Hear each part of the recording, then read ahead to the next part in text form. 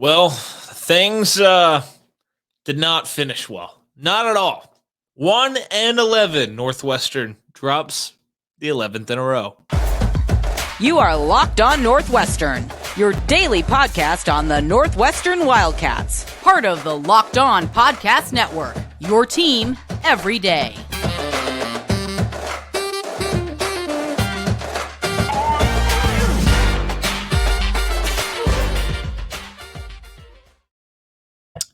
Welcome in. This is Locked On Northwestern, part of the Locked On Podcast Network, your team every day. I'm your host, Carter Byrd. Thank you for making Locked On Northwestern your first listen today. And for anything and everything Northwestern, we're available wherever you get podcasts, Apple Podcasts, Spotify, wherever. We're also on YouTube. Just search Locked On Northwestern and you can find us. Also, today's episode is brought to you by Sling TV. This episode of Locked On Northwestern is brought to you by Sling TV.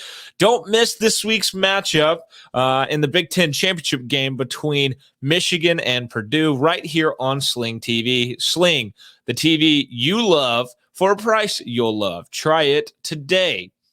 All right, let's jump right into it. Things did not go well this past weekend. I know we're doing our football recap video a couple days later than normal. Things have been a little crazy on my end, but here we are. We are breaking it down here. Illinois 43, Northwestern, or 41, Northwestern 3. It got sideways and it never got back, I guess, straighted. Once it got off the rails, just never really got any momentum, got it back. And a lot of that was turnovers, a lot of that was penalties, and a lot of that was poor tackling. I thought the offense moved the ball decently between the 50 or really across the 50, almost between the about their own 20-yard line and the opposing 40. Then penalties and turnovers really started to stack up. 5 interceptions, 1 fumble.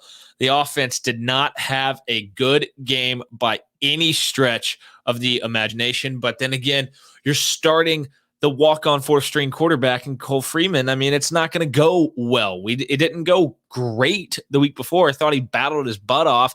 This week went a lot worse because he was playing a much better defense. This week, in his second career start ever, he was 12 of 22 for a 55% completion percentage, 93 yards passing, 0 touchdowns, 4 interceptions. He had a passer rating of 53.7, which is really, really low. He had 7 rushes for 32 yards as well. He did have 1 21-yard run that was pretty solid. It really was. And he also had a fumble. So he had 5 turnovers, which in his defense, 1 was a freak play. And we're going to talk more about that in a little bit. And the other was a Hail Mary, an interception on a Hail Mary. He was benched after his 5th turnover. Just an awful game. He had that one fluke one where he's looking for Evan Hull on the wheel route, guarded by like an outside linebacker DN type, and ball kind of flukishly tipped up in the air, and Sidney Brown, a name that probably will give Northwestern fans nightmares. He makes a diving play on the sideline for the interception, and then obviously he had the one right at half on the Hail Mary that didn't end up causing Northwestern any points. That one didn't because the half basically ended right there. In relief of him, Jack Lausch came in. He was 4 of 8, 50% passing, 68 yards, obviously no touchdowns, 1 interception. He did not carry the ball nearly as well. I mean, he took some sacks in there. There was some drives where I think he struggled to I think he kind of looked to run a little too much. He didn't seem comfortable back there at all. The final stat line is 6 rushes for -3 yards. On the ground, Evan Hull obviously led the way. Was not a good game for him, and that's pretty evident because, as we've said before on the show, the game goes, like Northwestern's ability to compete goes with how Evan Hull goes, like if he can't get going, if they're keying on him, if they're stuffing the run, it gets really difficult for Evan Hull to get anything going. He had 20 rushes for 53 yards, not a great average there at all. He had 3 receptions for 33 yards, 0 touchdowns, and either receiving or rushing. Andrew Clare got a little bit of action. Thought he looked pretty good. 3 rushes, 35 yards. Just did not touch the ball a lot in this one. Joseph Hyman, the freshman, getting out there for the second time here in the back half of the year. Thought he really, I've been impressed in an extremely small sample size. He had 2 rushes for 15 yards. Andrew Tyus got out there. He's a big physical guy. He had 1 physical run that I thought was pretty decent. 4 rushes, 8 yards for him, just 2 yards a pop. And then you get to Cam Porter. Cam Porter, the guy, as a freshman, as they noted on the broadcast, he started. And he played such a key role a few years ago. And then now he missed last year due to injury. He came back and he's just never consistently got going. He had 3 rushes for 6 yards and 1 catch for 6 yards in this game at all. On the receiving side, as we've seen all year long, Malik Washington is head and shoulders better than about any other option on this offense. He is the clear-cut wide receiver 1, 7 receptions, 56 yards, 3 rushes for 19 yards as well. He was up there with Evan Hull as the 2 most effective players in this game, in a game where the offense was extremely ineffective. Calvin Johnson II, he had 2 receptions for 23 yards. His name always throws me off because for a second I'm like, wait a second, is that the Calvin Johnson's son? But it is not. Jensen Hooper Price, 2 receptions, 11 yards. Jacob Gill, 1 catch, 20 yards. He's somebody that we've kind of, Hooper Price and Jacob Gill have been kind of sprinkled in this year in certain spots, but not guys that we've seen a lot out of this year. They have made a few plays. Nothing crazy. We saw a lot of Donnie Gray in this game. He was out there a fair amount. I think he had 1 play called back by a penalty, but he had 1 reception for 18 yards. In total, the offense actually outgained Illinois, funny enough, and we'll talk about that in a second. But 321 total yards, 167 of those in the passing game, 154 rushing yards, 22 first downs on the game. 6 for 16 on third downs, 1 of 3 on fourth downs. Ran 80 total plays. They ran a good amount of plays, and then part of that might be because 2 of the turnovers got returned for touchdowns. The mesh point fumble that Cole Freeman had, I guess on the read option, ball kind of trickles to the ground. Sidney Brown picks it up, and there's nobody between him and the end zone as he cruised for a touchdown. He also had a pick 6. He was absolutely the player of the game. The lesser known of the Browns on this Illinois team, he made his impact as he was responsible for 3 turnovers and 2 touchdowns on the defensive side of the ball for Illinois. Northwestern's offense was running at about a 4-yard per play clip, 9.8 yards per completion, 5.4 yards per attempt. Not very good. You're not going to pick up a lot of first downs in the air when you are just 5.4 yards per attempt. 3.1 yards per rush. They were not able to get anything sustained going on the ground against a really, really good Illinois defense. They were 1 of 2 in the red zone, and 3. They held the ball for 33 minutes and 21 seconds of the game. They allowed a pair of sacks, not as bad as it's been in some other games. And they allowed 11 tackles for a loss, a lot of negative plays that got them moving in the wrong direction. And that's kind of how it played out for the offense in this game. Just nothing got going. It was really, really ugly. It was not efficient. There was no rhythm. There was no consistency. There weren't a ton of penalties, and we'll talk about that later. But when there were penalties, they happened at really inconvenient times, and that helped silence the Northwestern offense in this game.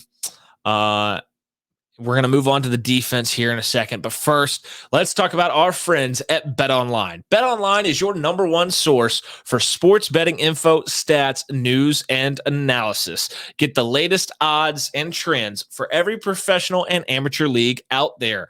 From football to basketball to soccer and esports, we've got it all at BetOnline. And if you love sports podcasts, you can find those at BetOnline as well. We're the fastest and easiest way to fix or to get your betting fix.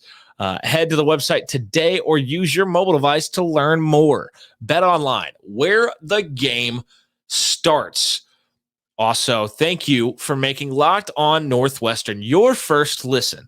For your next listen, check out the Locked On Sports Today podcast, the biggest stories of the day, plus instant reactions, big game recaps, and the take of the day. Available on the Odyssey app, YouTube, and wherever you get your podcasts. All right, let's talk about this defense. You know, they weren't helped. They weren't helped because of the 6 turnovers by the Northwestern offense, 5 interceptions by the quarterbacks, and a fumble by Cole Freeman really put this defense behind the 8 ball. But they did not help themselves because they did not tackle well in this game. They allowed 292 total yards on the game, 136 of those in the air, 156 of those on the ground, 16 first downs, 4 of 9 on third down defense. They allowed the only fourth down try by Illinois in this game.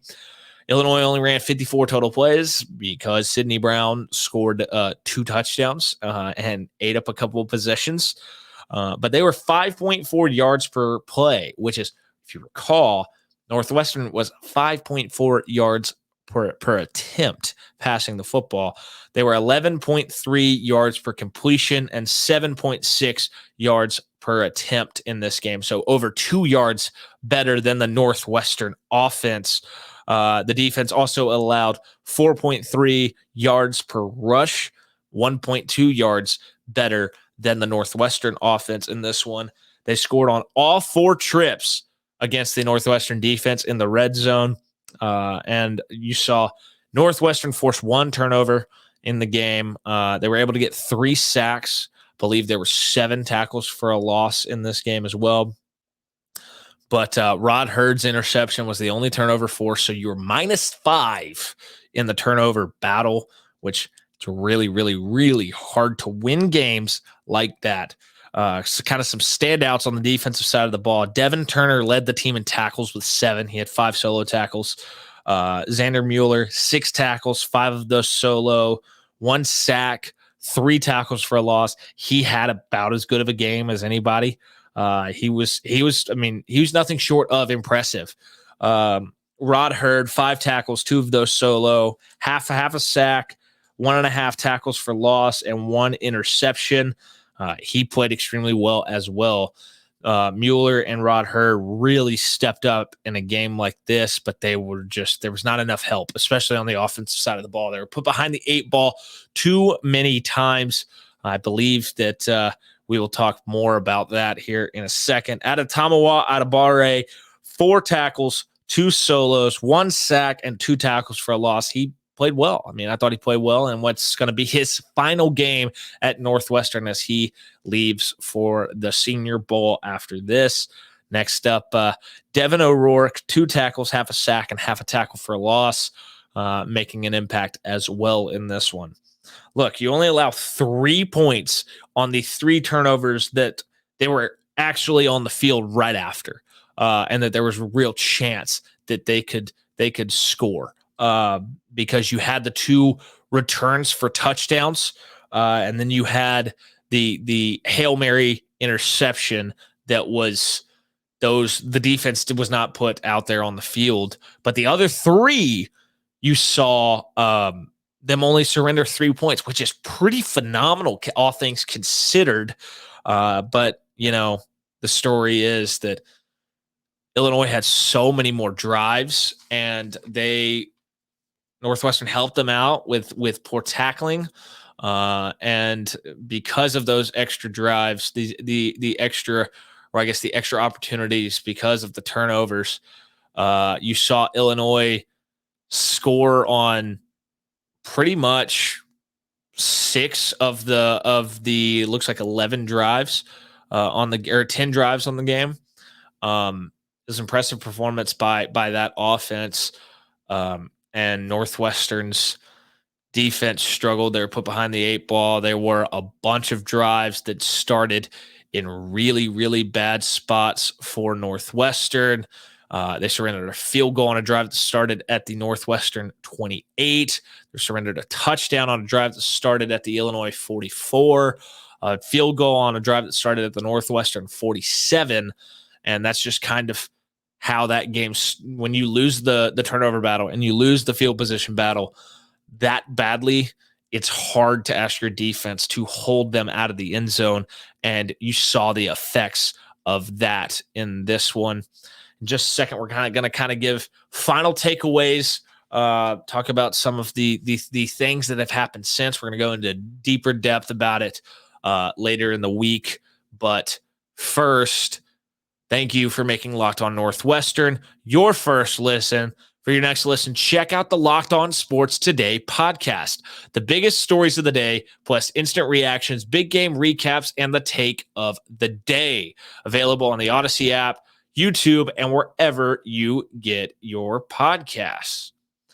All right, so let's talk about final takeaways, because here we are. Brutal season. Brutal season. 11 straight losses. You won that first game week 0 in Dublin, and you thought, my goodness, nobody expected this. This could be a blazing start. There was a theoretical path to 4-0, but that all came crashing down 2 weeks later as you fight really, really hard against Duke, but come up short. And then what really knocked the season off the rails was the loss to FCS Southern Illinois. Things did not go well. Too many turnovers this season. Northwestern finished 131st in turnovers lost in the country this year. Your offense did not score enough points. 128th in scoring offense, scoring 13.8 points per game. Hate it for the seniors. Thought that they battled their butt off. They went through some really tough times. They had some high highs and some very low lows. They were through the pandemic, all of that. It was a difficult career for them. Some news that came out in the postgame presser. Evan Hull announced in the postgame press conference he is going pro. So that'll be the end of his Northwestern career. Also, Malik Washington just put out a statement saying he is entering the transfer portal. He could still return, I guess, but man, that would be a really big loss. Hull was the leader on the offense, 913 rushing yards, 546 receiving yards, 5 rushing touchdowns, 2 receiving touchdowns, and 181 kick return yards. That's a large portion of the offense, and I don't know. I guess you've got some guys who've shown some flashes.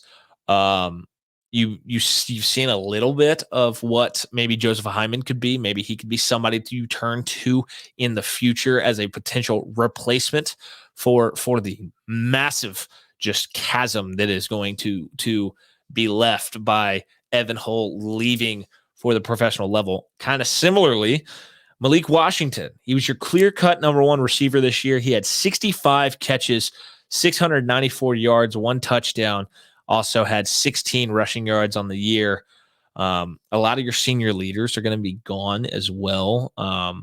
Skoronski is going to go to the NFL draft. Atabare is gone. A lot of faces will be going out. A lot of key players.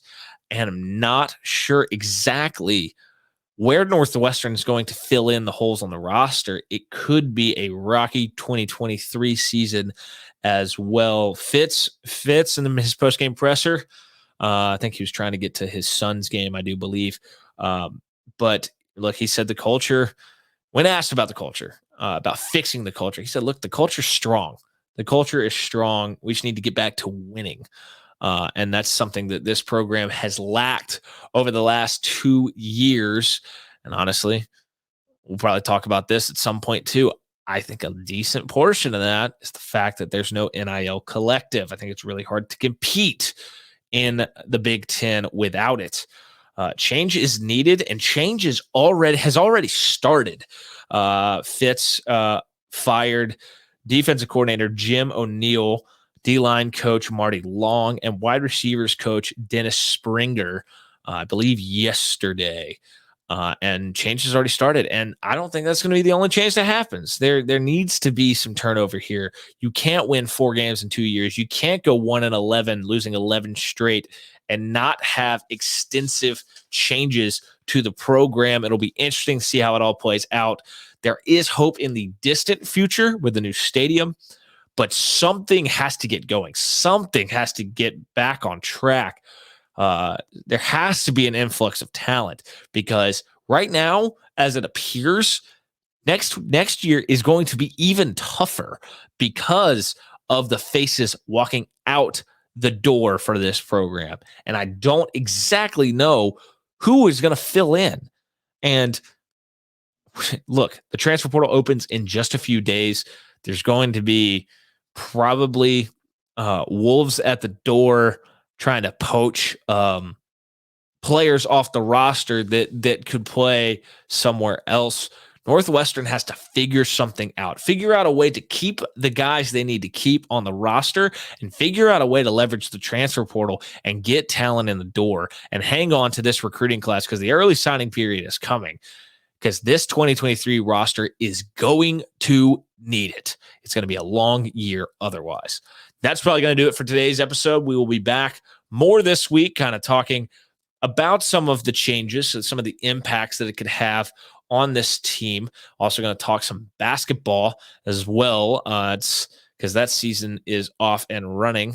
Kind of some rough couple games here, a bumpy couple games here in the last couple, as Northwestern's taken their first 2 losses of the year.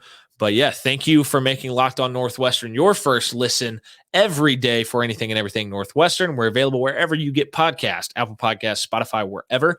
We're also on YouTube. Just search Locked On Northwestern and you can find us. And then also, I'm your host, Carter Byrd, and you can follow me on social media at CarterByrd13. When you're listening to the show, make sure you're subscribed, turn on notifications, give us some feedback, leave a comment, helps us make the show better. And I'll see you all next time.